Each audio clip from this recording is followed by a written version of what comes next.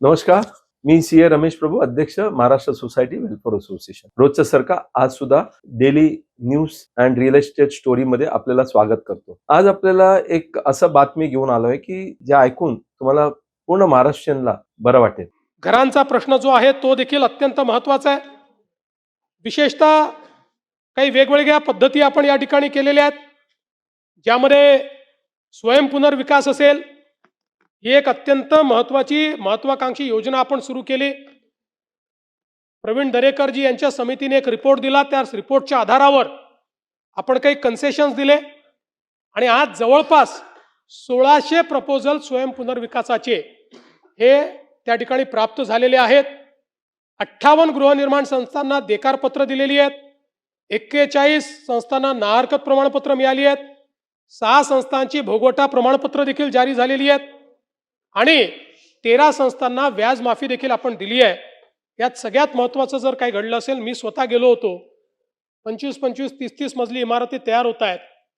स्वयंपुनर्विकासामध्ये 400 फुटामध्ये राहणारा व्यक्ती बिल्डरकडे गेला असता तर 600 फूट मिळालं असतं. स्वयंपुनर्विकासामुळे 1200-1400 स्क्वेअर फूट त्याला मिळालं.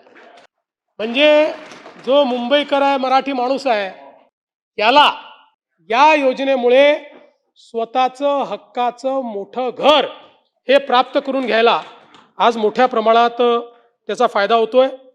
म्हाडाच्या अंतर्गत क्लस्टर विकास, समूह पुनर्विकास हे आपण सुरू केलं.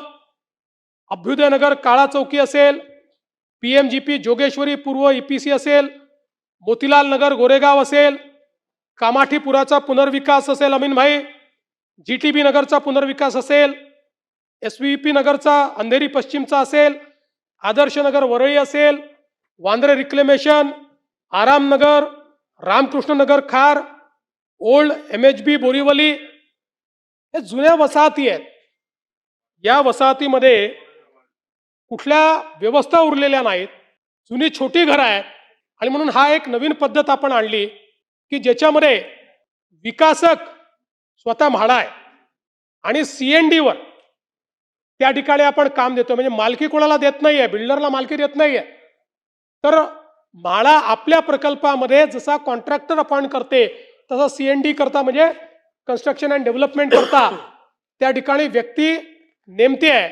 त्यामुळे त्याचा जो मेजर फायदा आहे हा म्हाडाला मिळतोय, तिथे रहिवाशांना मिळतोय.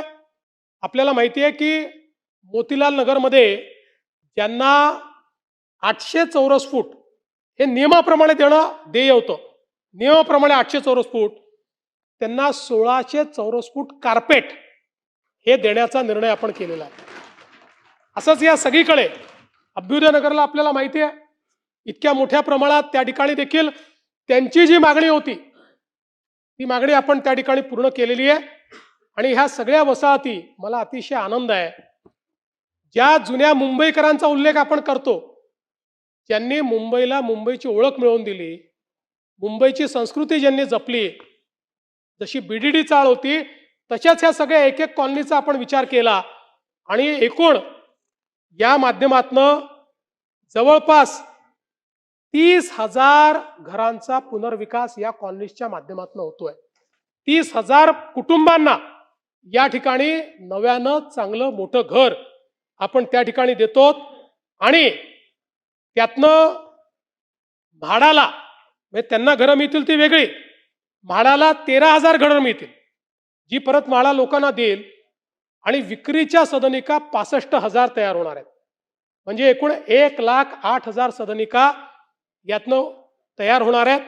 वर्षानुवर्ष आपण जे सांगत होतो, आता अभ्युदयनगरमध्ये तर 20 वर्षात कित्येक नगरसेवक हे अभ्युदयनगराच्या विकासाच्या मुद्द्यावर निवडून आले, पडले, पण विकास नाही झाला. पण आज ती परिस्थिती या मुंबईमध्ये आलेली आपण निश्चितपणे पाहतो. आज बोरीवली इथे चारकोप, गोरे, प्रतीक्षानगर, सायन इथे संक्रमण सदनिकांचा पुनर्विकास सुरू आहे, ज्यातनं 2,40,500 सदनिका या आपल्याला त्या ठिकाणी उपलब्ध होणार आहे. आणि यात वेगवेगळ्या पद्धतीनं आपण जे काम सुरू केलं आहे, विशेषतः आता MMRचा जो ग्रोथ हब आहे, म्हणजे नुसतं मुंबई नाही तर MMRचाही विचार आपण करतो. त्यामध्ये म्हाडाने 2030 सालापर्यंत 7,82,433 घरांचं उद्दिष्ट ठेवलंय, ज्यामध्ये 2,39,124 घरांची निर्मिती ही सुरू आहे आणि 5,43,309 घरांचं नियोजन हे वेगवेगळ्या टप्प्यांवर आहे. यासोबत 33-5 मध्ये 30,311 घरं, त्यानंतर DCPR 33-7 मध्ये 1,13,623 घरं आणि 33-9 मध्ये 27,761 घरं यांचं काम हे प्रगतीपथावर आहे. याशिवाय आपल्याला कल्पना आहे BDD चाळ पुनर्निर्माण, गिरणी कामगार गृहनिर्माण योजना, SRA, PMGP, आता मी सगळं सांगत नाही, यामध्ये मोठ्या प्रमाणात काम चाललंय. कामाठीपुरासारखा एक अतिशय डिफिकल्ट अशा पद्धतीचा आपण प्रकल्प हातामध्ये घेतलाय.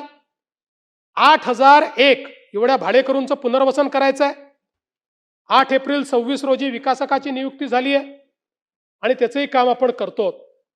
उपकर प्राप्त ज्या इमारती आहेत या जवळपास 12,552 इमारती आहेत आणि 90,000 भाडेकरू आहेत. जवळपास या ठिकाणी यापैकी आपल्या नवीन कायदा झाल्यानंतर आता त्याचा पुनर्विकास सुरू झालेला आहे.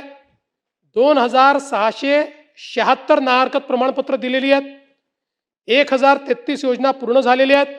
30,000 लोकांना त्याचा लाभ मिळालेला आहे आणि आता काही बाबतीत उच्च न्यायालयाची स्थगिती आल्यामुळे पुन्हा सुप्रीम कोर्टमध्ये आपण गेलेलो आहोत. खूप खूप धन्यवाद. हा व्हिडिओ आपण लाईक करा, सबस्क्राईब करा आणि आपलं वाटत असेल की तुमचं मित्रांना सुद्धा ह्याचा फायदा होऊ शकतो, 60 लाख लोकांना, महाराष्ट्रीयनला फायदा होणार आहे, म्हणून ह्याला व्हायरल करा.